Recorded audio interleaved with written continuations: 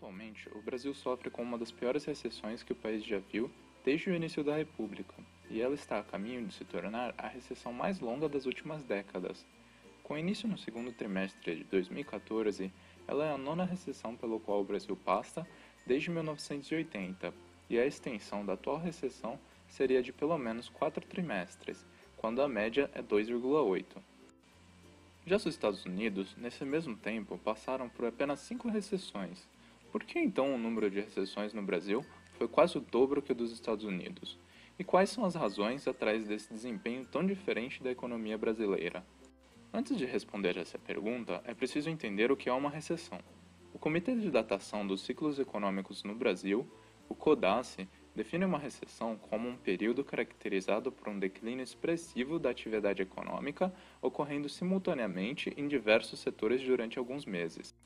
As recessões fazem parte dos chamados ciclos econômicos. Ao longo do tempo, a produção nos países normalmente cresce, resultando em aumentos da renda nacional e da renda per capita, melhorando o padrão e nível de vida das pessoas. Tais períodos são de tempos em tempos interrompidos por outros de contração ou recessão, gerando na maioria das vezes um aumento no desemprego. Um ciclo completo vai de pico a pico ou de vale a vale, com fases de expansão e retração irregulares. É preciso ressaltar que não existe consenso sobre as causas dessas flutuações entre os economistas. Alguns acreditam que a origem principal desses ciclos está em choques da demanda agregada, enquanto outros apontam justamente para choques da oferta agregada. Voltamos agora para a questão principal: 9 recessões no Brasil versus apenas 5 nos Estados Unidos. Por quê? De acordo com Andrew Abel, Ben Bernanke e Dean Krushore, em Macroeconomics, é comum que economias emergentes tenham ciclos mais curtos e mais voláteis. Isso se relaciona com várias características específicas dessas economias, entre elas o fato de que seus mercados financeiros são menos desenvolvidos, a maior exposição na volatilidade da conta corrente, mudanças nas exportações e importações e outros fatores. Nos países desenvolvidos, em geral, os ciclos econômicos são menos intensos, as recessões são mais rasas e os picos menos altos.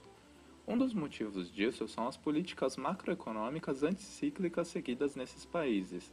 Atualmente, é comum perceber que estes governos só intervêm no ciclo quando tudo indica que a recessão pode estar muito forte. Já em economias em desenvolvimento, as políticas macroeconômicas geralmente operam de forma procíclica. Isso tem em grande parte a ver com a dificuldade que seus governos enfrentam de pegar mais dinheiro emprestado quando a economia se encontra em recessão. Desse modo, o governo precisa gastar menos justamente em épocas que as políticas anticíclicas sugerem gastar mais. Comparativamente, as 5 recessões que ocorreram nos Estados Unidos desde 1980 são as 3 recessões relacionadas ao preço do petróleo, 2 na década de 80 e uma na de 90. A recessão no início da década de 2000 relacionada ao fim de uma bolha no mercado de ações e a recessão de 2007 a 2009, provocada pela crise dos subprimes. Enquanto no Brasil as 9 recessões são as 3 da década de 80, a chamada década perdida resultante do calote da dívida pública externa que prejudicou por um tempo o acesso das empresas e governo brasileiro aos mercados financeiros internacionais. A recessão de 95 por contaminação da crise mexicana, a recessão de 98 resultante do mau alinhamento da taxa de câmbio no regime de meta cambial, a recessão de 2001 relacionada à crise de energia, a recessão de 2003, relacionada a turbulências causadas pelas eleições de 2002, a recessão de 2008, provocada pela crise dos subprimes no exterior, e a atual recessão, no qual a dívida pública, o déficit fiscal e imposto inflacionário são componentes determinantes.